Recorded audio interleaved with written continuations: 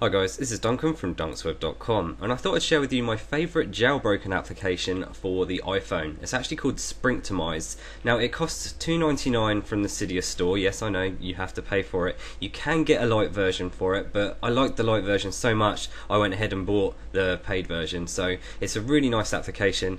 Those of you who are wondering how I'm recording my screen, I'm actually using Display Recorder, as you can see in the top right.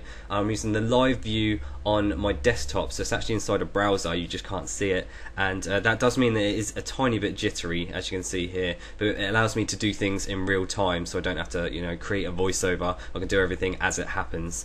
So getting into Springtomize, you'll see that there isn't a Springtomize icon on the home screen. It's actually in the settings, and all it is basically an all-in-one tweaking application for the iPhone. Now I have actually downloaded some things that cost money through the Cydia store again, which this does, and basically will save you a lot of money from downloading a bunch of applications. You can see all the different things you can do here. So I'm just going to quickly run through each one, as this is a stock iPhone I've just restored, and I'm going to put my settings on here so you can see what you can do. So let's go ahead and go to the general area. So general is currently enabled. I don't usually have the screen flash and spotlight on. I don't like spotlight. Spotlight's the search that you have when you drag to the left. I like having that disabled because I sometimes knock it, and I rarely search through my phone. I mean, you can search through the iPod anyway. Web search, I can turn it off. Page dots, I only have one page. I usually have them all in folders on my main page. I'm going to keep the paging on though, because it does something funky when it does that. Parallel activation method, I'm not going to mess with that for a minute, but I think this looks like the activator application you can download. So next one, capabilities. So I'm going to use custom capabilities because I don't like having a home screen wallpaper. I don't know why, I just like having it black like it used to be on the iPhone 3G and the original iPhone. So I'm just going to say off for that. I want voice control to be off because I never use it.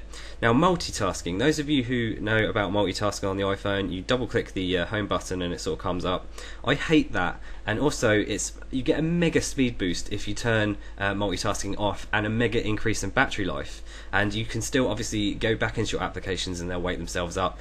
Some of them start again, but most of the time it's fine. So I'm actually going to have multitasking off as well. I'm going to have HDR on because I like having decent quality lighting in my pictures. Front camera definitely on, SMS definitely on, telephony definitely on, contacts on, battery percentage on, GPS on, App Store on, magnetometer, which I assume is the compass, on. I like turning the unified iPod off because I like having a separate icon for music and videos, because I have them in folders with music and videos, so I like having them separate. So I'm actually going to have that turned off. And this is basically the main part I have. You can see all these things may save you battery life, so you can turn any of these off if you wish. Now to apply these I have to press respring in the top right, which I won't do just yet because that will cut out this screen recorder, because obviously it's kind of like restarting the phone. So we're just going to continue on. So here we have the icons. You can resize them. So there is an application available on Cydia called Shrink. Now this pretty much does the same thing, so I pretty much wasted money because I've bought this as well, and I can do the same thing. Now I'm not going to resize them at the moment because I'm going to sort that out later. You can hide labels, shadows, disable the badges, clear the badges, disable uninstall, jittering. Now I'm going to use the custom number option here, and I'm going to go for 5. So this is going to do 5 icons on the home screen. I can choose 5 rows if I want, but I think they get a bit too close together, so I usually turn that off. And you can have a bunch of saved layouts if you wish. Now going to the dock, I like having 5 icons in the dock, so I'm going to go straight to the bottom, use custom number, and I'm going to go for 5. Above this I can create folders in the dock if I want to, hide labels, but I think everything is fine as it is there for me.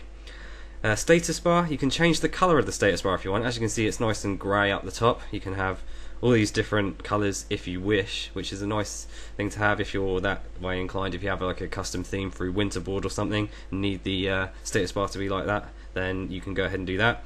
Magic percentage, I haven't messed with that. I'm not quite sure what that does because I normally just have the percentage on. You can show the charging through the status bar if you wish. You can use a fake carrier, so I'm going to do that. This is usually done for an application called Make It Mine. So you see I have O2 UK in the top left. I can change that to DSM. That should do that for me. if I just I'll have to go back into it, there we go. And so that should do that for me. Now also, if you have things, you find yourself getting your status bar cluttered, because I know that if you have an alarm set like me, I have that set at the same time all the time, so I don't really need that icon there to tell me it's there. So I'm just going to go ahead and click on to hide that.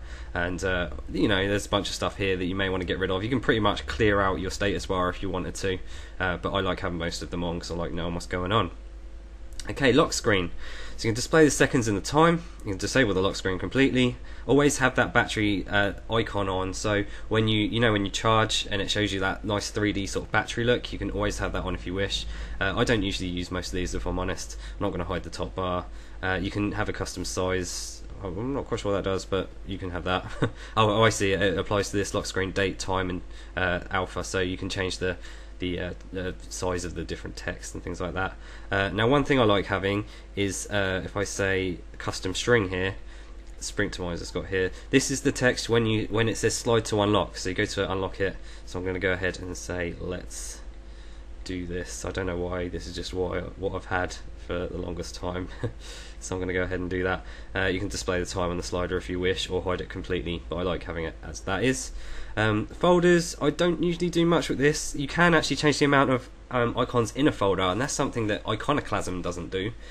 You can basically have up to 10 icons in the folder, so you know when the folder drops down you can have 10 icons in there if you wish, but I like having it at stock 4, I'm not sure why. And you can see all the other options here, which I'm not really going to touch. App switcher, I don't have an app switcher, so there's no point me having it, because I've already disabled the multitasking, so that disables that switcher at the bottom, which is fine for me. Buttons, volume buttons can be vibrate or control brightness, and sleep button only dim screen. That's fine.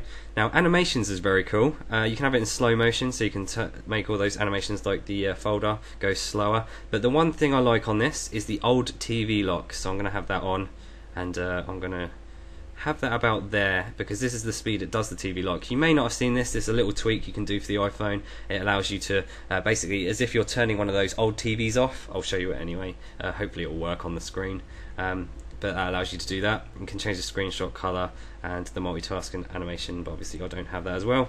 And going back into the theming, you can use custom stuff here, custom batteries, but I think you need to download some extra ones if you want to get these working. I mean, I could use the custom battery thing, Ultra Fuse, that sounds interesting. Transparent icons and wallpaper. So this is a massive tweaking tool that allows you to basically save time from downloading all the other ones. And again, at $2.99, I think this is a bargain to allow you to really change the capability of your phone.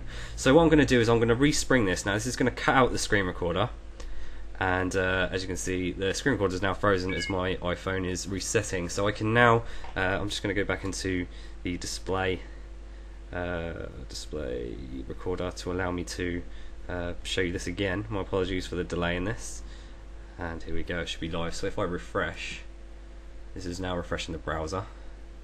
Here we go, we're back again. So pressing the home button, you can now see that I have 5 icons on the screen. So 5 rows of icons. Now I could use that reduction, the icon scale that you saw me demo earlier, to reduce these icon sizes, which is fine.